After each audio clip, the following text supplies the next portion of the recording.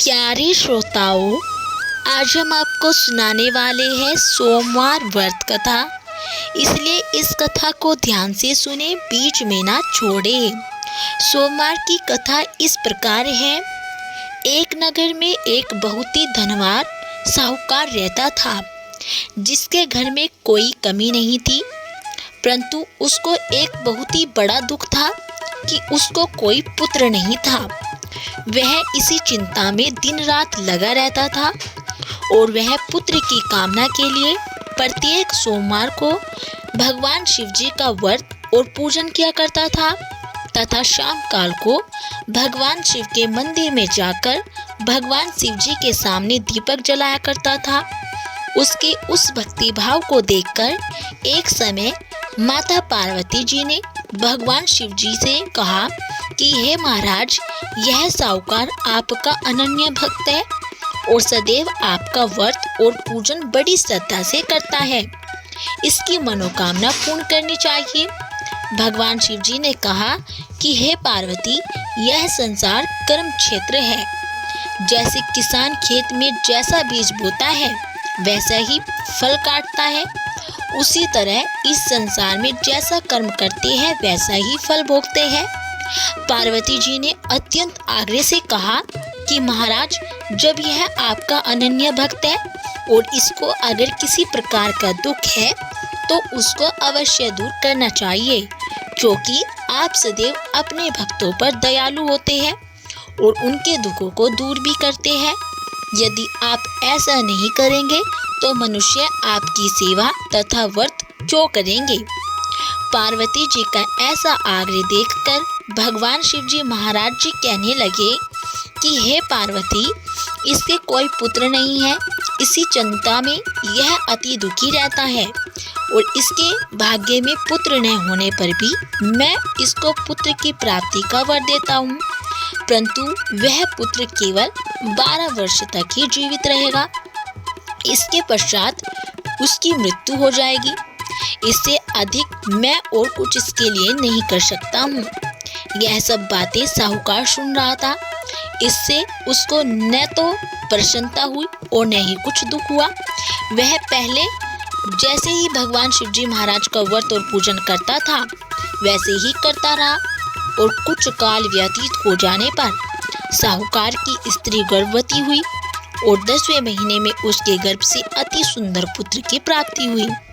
साहूकार के घर में बहुत खुशी मनाई गई, परंतु साहूकार ने उसकी केवल 12 वर्ष की आयु जानकर अधिक प्रसन्नता प्रकट नहीं की और न ही किसी को भेद भी बताया।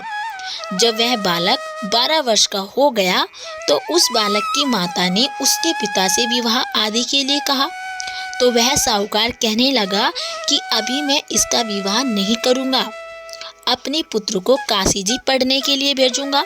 और फिर साहूकार ने अपने साले अर्थात बालक के मामा को बुला करके उसको बहुत सा धन देकर कहा कि तुम इस बालक को काशी जी पढ़ने के लिए ले जाओ और रास्ते में जिस स्थान पर भी जाओ यज्ञ तथा ब्राह्मणों को भोजन कराते हुए जाना।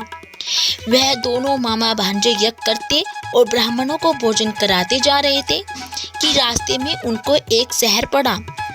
उस शहर में राजा की कन्या का विवाह था और दूसरे राजा का लड़का जो विवाह कराने के लिए बारात लेकर आया था वह एक आंख से काना था। उसके पिता को इस बात की बड़ी चिंता थी कि कहीं वर को देख कन्या के माता पिता विवाह में किसी प्रकार की अड़चन पैदा न कर दें। इसी कारण जब उसने अति सुंदर सेठ के लड़के को देखा तो मन में विचार किया कि क्यों न दरवाजे के समय इस लड़के से वर का काम चलाया जाए। ऐसा विचार कर वर के पिता ने उस लड़के और मामा से बात की तो वे राजी हो गए। फिर उस लड़के को वर के कपड़े पहना तथा घोड़ी पर चढ़ा दरवाजे पर ले गए और सब कार्य प्रसन्नता से पूर्ण हो गया। फिर वर के पिता ने सोचा कि यदि विवाह कार्य भी इसी लड़के से करा लिया जाए तो क्या बुराई है। ऐसा विचार कर लड़के और उसके मामा से कहा, यदि आप फेरों का और कन्यादान के काम को भी करा दो तो आपकी बड़ी कृपा होगी और मैं इसके बदले में आपको बहुत कुछ धन दूंगा। तो उन्होंने स्वीकार कर लिया और विवाह कार्य भी बहुत अच्छी तरह से संपन्न हो गया। परंतु जिस समय लड़का जाने लगा तो उसने राजकुमारी की चुनरी के पल्ले पर लिख दिया कि तेरा विवाह तो मेरे साथ हुआ है, परंतु जिस राजकुमार के साथ तुमको भेजेंगे वह एक आंख से काना है और मैं काशी जी पढ़ने जा रहा हूँ।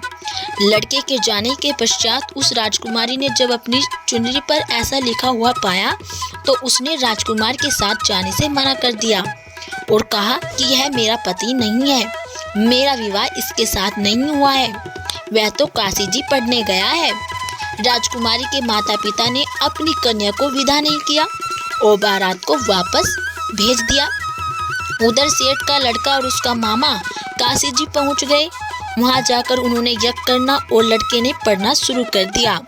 जब लड़के की आयु 12 साल की हो गई तो उस दिन उन्होंने यज्ञ रखा था कि लड़के ने अपने मामा से कहा कि मामा जी आज मेरी तबीयत कुछ ठीक नहीं है। मामा ने कहा अंदर जाकर सो जाओ। लड़का अंदर जाकर सो गया और थोड़ी देर में उसके प्राण निकल गई। जब उसके मामा ने आकर देखा तो वह मुर्दा पड़ा था तो उसको बड़ा दुख हुआ और उसने सोचा कि अगर मैं अभी रोना पीटना मचा दूंगा तो यज्ञ का कार्य अधूरा ही रह जाएगा। अतः उसने जल्दी से यज्ञ का कार्य समाप्त कर ब्राह्मणों के जाने के बाद रोना पीटना आरंभ कर दिया। संयोगवश उसी समय भगवान शिव और माता पार्वती उधर से जा रहे थे। जब उन्होंने जोर जोर से रोने की आवाज़ सुनी तो माता पार्वती जी कहने लगी कि महाराज कोई दुखिया रो रहा है, इसके कष्ट को दूर कीजिए। जब भगवान शिव माता पार्वती उसके पास जाकर खड़े हुए तो उन्होंने देखा तो वहाँ एक लड़का मुर्दा पड़ा हुआ था। पार्वती जी कहने लगी कि महाराज यह तो उसी सेठ का लड़का है जो आपके वरदान से हुआ था। भगवान शिव जी कहने लगे कि हे पार्वती इस बालक को और आयु नहीं दो तो इसके माता पिता तड़प तड़प कर मर जाएंगे। पार्वती जी के बार बार आग्रह करने पर भगवान शिव जी ने उसको जीवन वरदान दिया और भगवान शिव जी महाराज की कृपा से लड़का जीवित हो गया और शिव जी और माता पार्वती कैलाश पर्वत पर चले गए। तो वह लड़का और मामा उसी प्रकार यज्ञ करते तथा ब्राह्मणों को भोजन कराते अपने घर की ओर चल पड़े। रास्ते में उसी शहर में आए जहाँ उसका विवाह हुआ था। वहाँ पर आकर उन्होंने यज्ञ आरंभ कर दिया तो उस लड़के के ससुर ने उसको पहचान लिया और अपने महल में ले जाकर उसकी बड़ी खातिर की और साथ ही बहुत से दास दासियों सहित आदर पूर्वक लड़की और जमाई को विदा किया। जब वह अपने शहर के निकट आए तो मामा ने कहा कि मैं पहले तुम्हारे घर जाकर खबर कर आता हूँ। जब उस लड़के का मामा घर पहुँचा तो लड़के के माता पिता घर की छत पर बैठे थे और यह प्रण कर रखा था कि यदि हमारा पुत्र सकुशल लौट आया तो हम राजी खुशी नीचे आ जाएंगे, नहीं तो छत से गिरकर अपने प्राण खो देंगे। इतने में उस लड़के के मामा ने आकर यह समाचार दिया कि आपका पुत्र आ गया है तो उनको विश्वास नहीं आया। तब उसके मामा ने शपथ पूर्वक कहा कि आपका पुत्र अपनी स्त्री के साथ बहुत सारा धन लेकर आया है। तो सेठ ने आनंद के साथ उसका स्वागत किया और बड़ी प्रसन्नता के साथ रहने लगे। इसी प्रकार से जो कोई भी सोमवार के व्रत को धारण करता है अथवा इस कथा को पढ़ता या सुनता है उसकी सभी मनोकामनाएं पूर्ण होती है। बोलो भगवान शिव की जय हो। तो दोस्तों ये थी सोमवार व्रत कथा। यदि आपको हमारी ये कथा अच्छी लगी हो तो प्लीज़ हमारी वीडियो को लाइक करें और चैनल को सब्सक्राइब करना ना भूलें।